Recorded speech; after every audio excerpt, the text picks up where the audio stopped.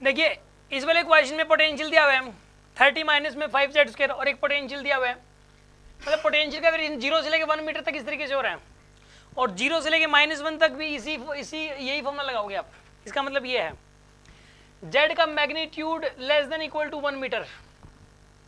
मतलब ये है कि अगर आप z की वैल्यू 1/2 पुट करना चाह रहे हो, कितनी 1/2, तो z की वैल्यू 1/2 पुट करोगे तो इस फॉर्मूले में पुट कर दो, पोटेंशियल आ जाएगा। 1/2 पे पोटेंशियल कितना है चेक करने के लिए z की वैल्यू 1/2 पुट करो, पोटेंशियल पता लग जाएगा कितना है।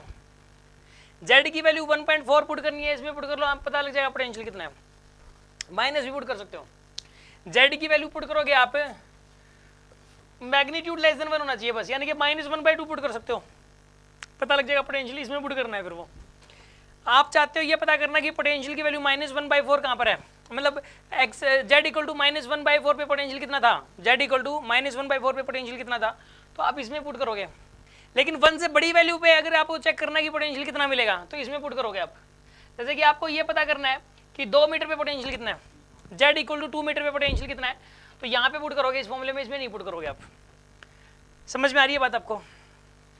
ये कौन सा रिलेशन दे रखा है, VZ, z एक्सिस के साथ साथ, जैसे एक होता है ना Vx relation, x coordinate put करोगे तो x के अलोंग पोटेंशियल किस तरीके से वेरी कर रहा है, तो ये है z के अलोंग पोटेंशियल किस तरीके से वेरी कर रहा है।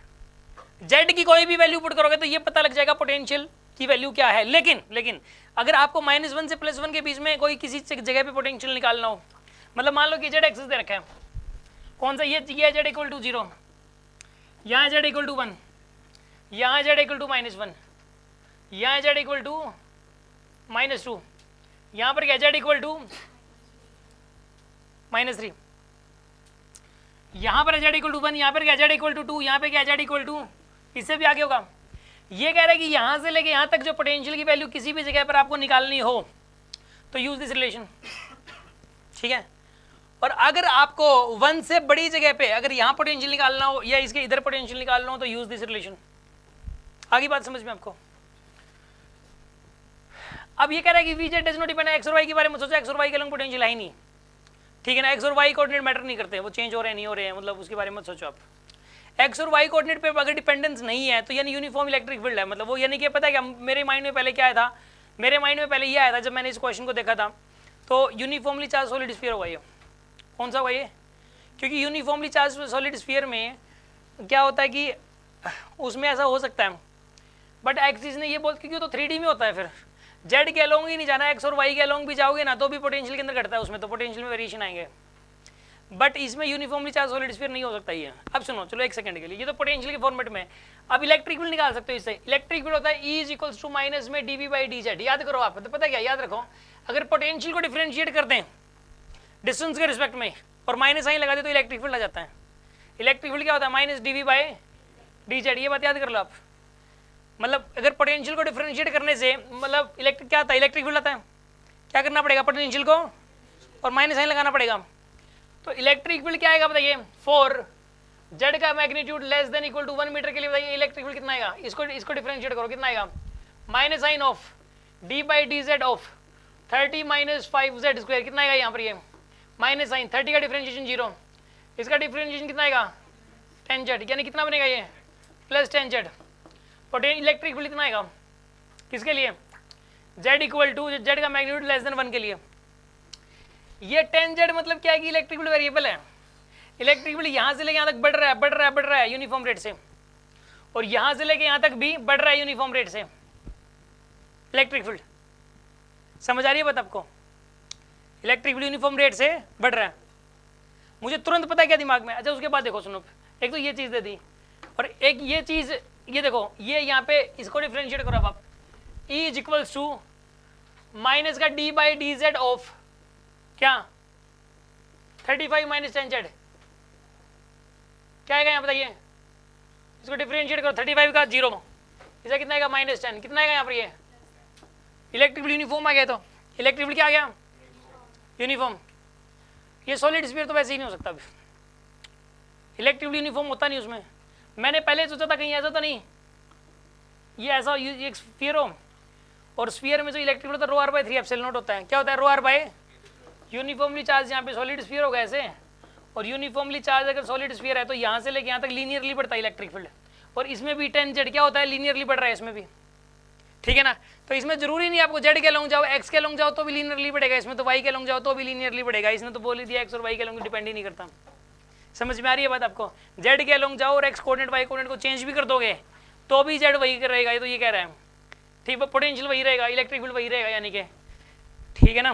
तो यानी कि एक तो वो चीज़ में प्रॉब्लम आ गई, और एक इसके अंदर इसके अकॉर्डिंग पता है क्या, इलेक्ट्रिक फील्ड यूनिफॉर्म है 10 का, इसे जेड इक्वल टू 1 के बाद इलेक्ट्रिक फील्ड। लेकिन सॉलिड स्फीयर में तो यहाँ से आगे क्या होता है, inversely proportional to R square होता है। इसमें तो क्या होता है, inversely proportional to K Q by small R square होता है इलेक्ट्रिक फील्ड, तो यानी घटता है, मतलब inversely proportional to R square के अकॉर्डिंग घटता है। तो यानी कि सॉलिड स्फीयर तो हो ही नहीं सकता।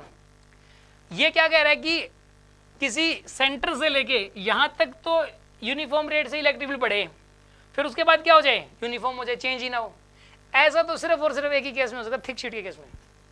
ऐसा सिर्फ कहाँ हो सकता है, थिक शीट के केस में, और कोई हो ही नहीं सकता। जो कुछ ही कर लो आप, ना सॉलिड स्फीयर की वजह से, ना होलो स्फीयर की वजह से, ना इनफाइनाइट शीट की वजह से, ठीक है ना, और ना ही इनफाइनाइट वायर की वजह से, ना होलो सिलेंडर की वजह से, ना सॉलिड सिलेंडर की वजह से, किसी केस में नहीं हो सकता। बस एक ही केस में हो सकता है, वो भी थिक शीट के केस में। तो यानी कि यहाँ पे थिक शीट रखी हुई है। कहने का मतलब ये है कि ये आपको दिमाग लगाना पड़ेगा इसके अंदर कि यहाँ पे जो है ना एक थिक शीट रखी हुई होगी जरूर यहाँ पे, और वो थिक शीट जो रखी हुई है ना वो इस तरीके से रखी हुई है, ये पीछे की तरफ ऐसे फैली हुई है, ये शीट ऐसे पीछे की तरफ फैली हुई होगी, ठीक है ना। और यहाँ पे इसके अंदर ऐसे चार्ज फैला हुआ है, और ये शीट ऑफ 1 से लेकर इसकी थिकनेस है 2 मीटर। थिकनेस क्या है इस शीट की, ये पूछ सकता था कि थिकनेस कितनी है इसकी, 2 मीटर है। ये सेंटर वाली ये मिड लाइन है इसकी, ये कौन सी लाइन है इसकी, तो यहाँ से लेके यहाँ तक तो क्या हो जाएगा, rho x by epsilon naught, rho x by directly proportional to x आ रहा है कि नहीं आ रहा, या फिर रो जेड लिख दो यार, चाहे ये साइड जेड के लॉन्ग होगी ना इसकी, ये साइड किसके लॉन्ग होगी, तो रो जेड बाई एप्सिलॉन नॉट हो गया, और यहाँ से आगे क्या हो गया, यूनिफॉर्म हो गया। समझ में आ रही है बात आपको? तो ये तो पहली बात तो ये यूनिफॉर्म थिक शीट है। अब इसने रो की वैल्यू पूछी, इसमें कितनी है रो की वैल्यू। मुझे एक बात बताओ, इनसाइड फॉर्मूला क्या होता है अंदर के लिए, सरफेस ले लो, सरफेस पे जब जेड की वैल्यू 1 पुट करोगे आप, इसमें पुट कर दो, इसमें पुट कर दो, सेम आ रहा है। क्योंकि मैंने बताया था कि जो फॉर्मूला अंदर के लिए होता है पोटेंशियल निकालने का या इलेक्ट्रिक फील्ड निकालने का, और जो फॉर्मूला सरफेस के लिए होता है सेम ही होता है, और बाहर के लिए जो होता है, दोनों के लिए, सरफेस के लिए तो दोनों सेम ही होंगे। जब वो फॉर्मूला लगा दो जो वो लगा लो आप, चाहे इलेक्ट्रिक फील्ड निकालना हो चाहे पोटेंशियल निकालना हो। तो यहाँ पे एक बात बताओ आप मुझे, इलेक्ट्रिक फील्ड कितना हो जाएगा सरफेस के ऊपर, वैसे 10 है ना, 10 ही हो जाएगा। अरे इलेक्ट्रिक फील्ड कितना हो जाएगा यहाँ पे, इस फॉर्मूले से भी 10 आ रहा था और इससे भी कितना आ रहा था, सरफेस में इलेक्ट्रिक फील्ड कितना होगा, 10 होगा। सरफेस के लिए फॉर्मूला क्या होता है, rho d by 2, rho d by 2 epsilon होगा ना। यहाँ पे डी की वैल्यू क्या पुट करोगे यहाँ पे, रो की जगह रो नोट डी की वैल्यू 1 अपॉन में 2 epsilon naught is equal to क्या हो जाएगा ये 10। तो रो नोट की वैल्यू कितनी आएगी यहाँ से 20 epsilon note. This is the answer.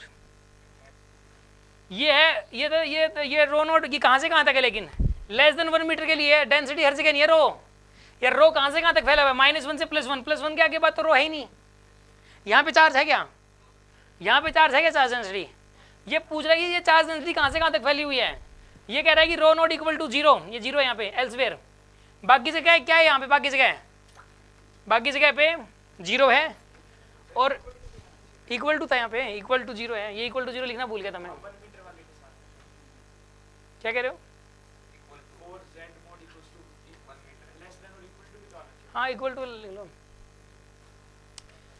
Less than बोल दो चाहे इक्वल टू तो फिर वो बाहर ही आ गए, सरफेस से ही बाहर आ गए आप, सरफेस के ऊपर आ गए, तो वहाँ पे तो क्या डिस्कस करोगे आप।